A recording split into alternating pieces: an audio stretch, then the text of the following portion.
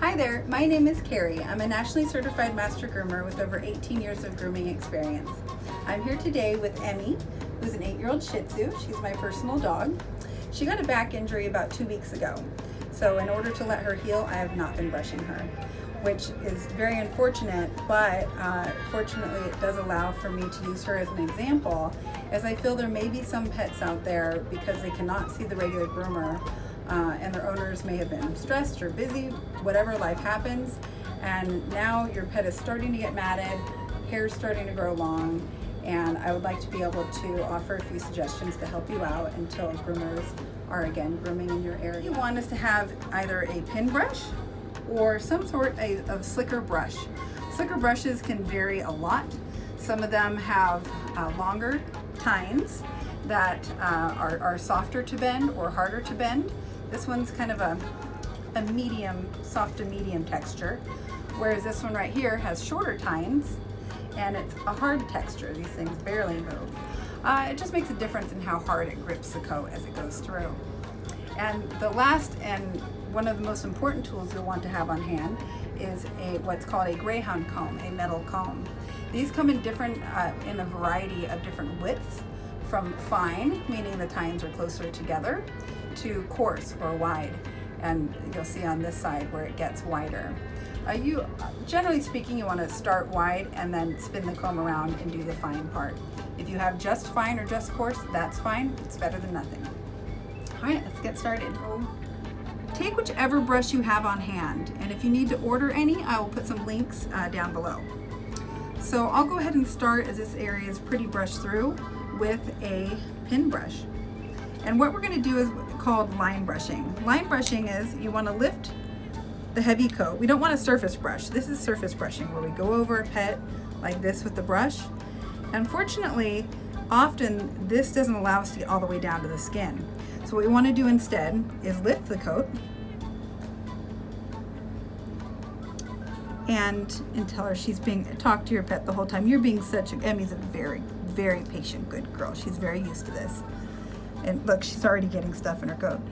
And what you want to do is start brushing from down below, and we're going to work our way upward. So I'm going to start. She's standing comfortably. I have her hair lifted up, and I'm just brushing her coat up and creating, as I go, a line of skin. And what we'll do, and I'm also using a leave-in conditioner. This is just to help avoid static in the coat and reduce friction, so that we can brush her out easier. As long as your human product it doesn't have anything unsafe for your dog, feel free to use that. Or along with the slicker brush, I'll put a link or two to a spray that you can use at home. And so I'm just starting from the bottom and going upward, and you can see, hopefully, that I'm creating a line as I go up. And once I've done a little section, I'm going to do the same thing again. I'm going to lift up, start from the bottom brushing, and I'm going pretty fast. I'm very used to this. So if your speed is just more like this, and if your pet's wiggling, that's okay. Just tell them, say, good job, it's okay, and reposition them how you need them. Give them a little pet and start over. Patience is key when working with animals. Once I've done that a couple times and feel like I'm not seeing or feeling any big mats, now's the time to grab your comb. I'll go ahead and take the comb, and I don't need to lift this part up because this is a very long comb. It's getting all the way down to her skin. And I can run it through. See how that goes all the way through? That's what we want. Now that we know what to do to prevent our pet from becoming matted, I'll show you what to do once the coat is matted. This brush here is called an Activate. It's a mat zapper. There may be some other brands of a similar brush, but either way, I'll put a link or two down below about this brush. I like this one. Good girl, Emmy, you can lay down. You can lay down, good job. I like this brush because it has a bend to it. See that? And it's very small, so we're just doing a little bit at a time. The other tool that I have that I'm hoping I don't need, and I don't recommend you use unless you feel very, very comfortable with your dog's anatomy and your handling skills. This one right here is, what are these called? Maybe a mat breaker. And what it has is little, I don't know if you can get in there and show that, Jordan, but there are razor blades on the inside here. I mean, they're not so sharp that I can't touch it like this, but what they do is they break through the mat, and this is only necessary to use on very matted animals. I don't think we'll need to use it on her, but I'll show you on a small section just in case you have this and you intend to try it at home. I'd rather you see how to use it than just, you know, go at it without that knowledge.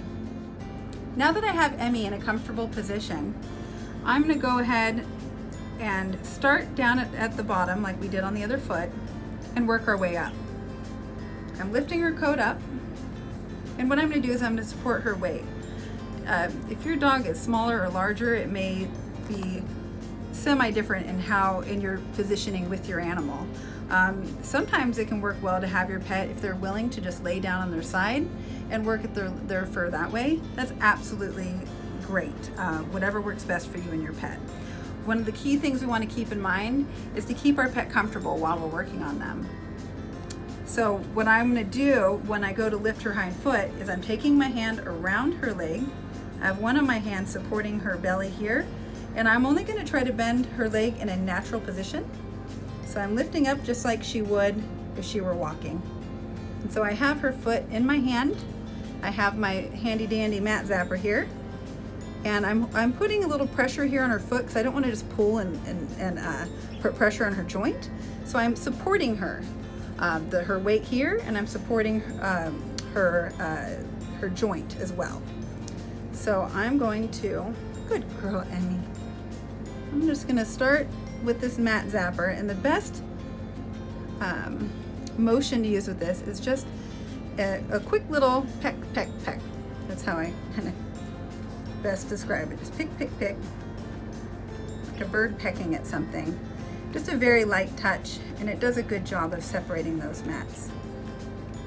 And we're going to do an even smaller section here than I did on the mostly brushed out side, because we don't want to overdo it all at once. So just getting her foot, starting in my mind saying I want to be able to get the comb through her foot. So I'm brushing here. I'm going to go ahead and lift up. It's not uncommon for pets to get little tiny mats between their toes. You can imagine that can be quite painful. It starts pulling, pulling the toes together, and when they walk, that pulls. So it's very important we keep this brushed out. And also another important thing when we go to use our comb, that we're very mindful of the toes and the toenails, that we aren't getting them caught. So I'm just gently, gently, gently running the comb through the area that I already brushed. And now we know we have that all brushed out and all combed out. And I'm just going to work my way up the leg and continue to do that with her coat until it's all brushed out and I can get my comb all the way through. Good job, Emmy. Remember to praise your pet. She's got little stickers in here. It's very important, guys, we stay on top of this to keep our animals comfortable. Good job, Emmy. Good girl. Good girl. Let's take a break. Okay. I'm going to go ahead, and as I brush her out, I want to start away from her skin and work towards the bottom. And so I sprayed it with our leave-in conditioner. I'm holding down here, so as I brush and pull, I am not creating a tension here and pulling at her skin. Emmy, do you appreciate that? Yeah. I know, good girl. And that comes out fairly easily. And what we can do is continue working through the coat. Like I said, mapping, maybe starting at a foot, and moving around the body, maybe grooming in sections, especially if they get very overgrown and start matting the way that Emmy has here.